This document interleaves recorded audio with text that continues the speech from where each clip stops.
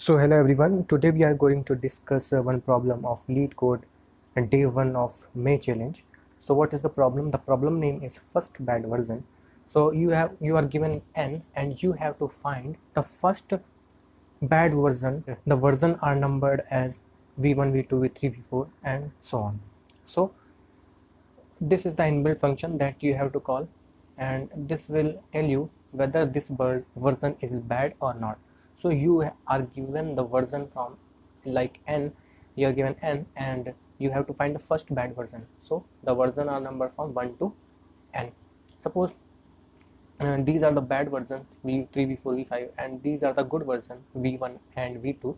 So what you do, you will say that this is the first bad version.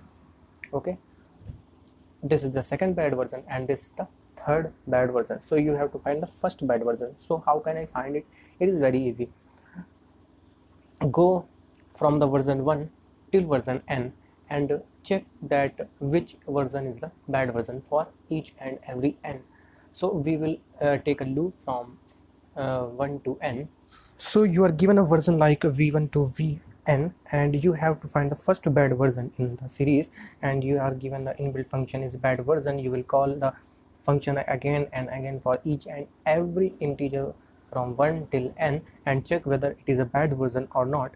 When you will find the first bad version, you will return to the function that this version, this n, is a first bad version in my series. So this will take order of n time to find the, in the worst case, suppose these all version are good version but this version is a bad version. So you will end up till the end of the loop and you will take the worst time complexity of n.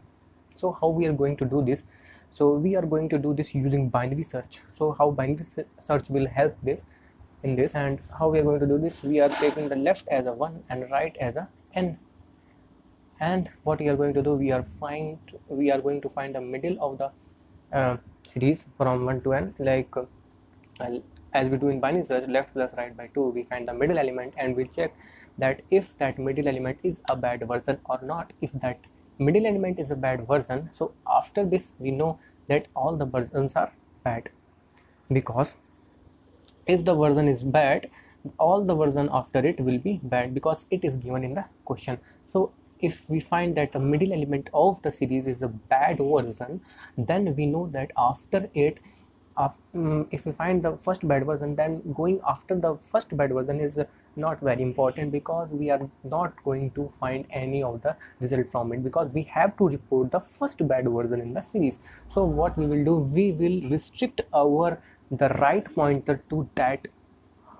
number, to that middle node. So what we will do, we will, let's remove this and see, we will simply take our left as 1 and right as n. We will loop through while L is less than R, and what we will do, we will find the middle in each and every iteration, and this is for the integer overflow. And what we will do is check if is the function that was given is bad version or not.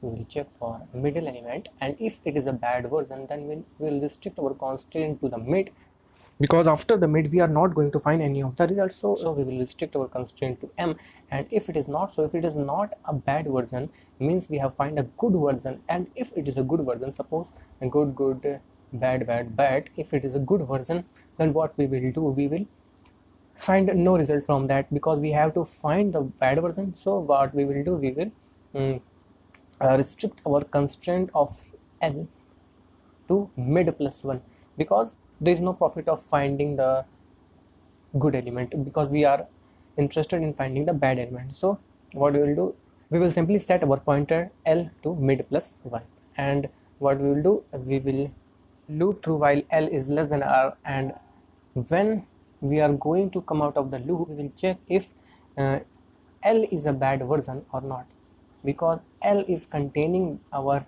answer in the last when we come out of the loop. So let's take an example how L will contain the answer. So let's take, we are given the number as 6 and we know that the first version that is bad in it is 4. And how we are going to find this?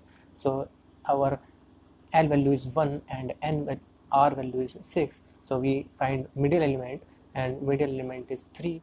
So what we'll do, we will check if 3 is the bad version or not. Suppose 4 is the first bad version in this and 3 is not a bad version. So what we'll do, we will simply increase our L range from simply set our pointer L to mid plus 1, means L is 4 and R is 6. Now what we'll do, we'll find again mid element and 4, 6, 5, and we will check 5 is the bad version or not, first bad version. So 5 is not 5 is the bad version. 5 is bad version because after this all the version will be bad. So 5 is the bad version. So what we will do, we will restrict our constraint to R, or we will set our pointer R to 5. Now we find the middle element, and middle element is 4. Now what this function will check, is bad version or it is a bad version. Then simply restrict our constraint to R is equals to mid, and now our condition will be false because L is no longer less than R, and in the last we'll check if L is a bad version or not. Yes, L is a bad version. Then what we will do, we will simply return the L. So this is the simple problem that was given to us. I hope you like the video. If you like the video, then subscribe to our channel. Thank you very much for watching the video. So let's take a look into our code, what we have done.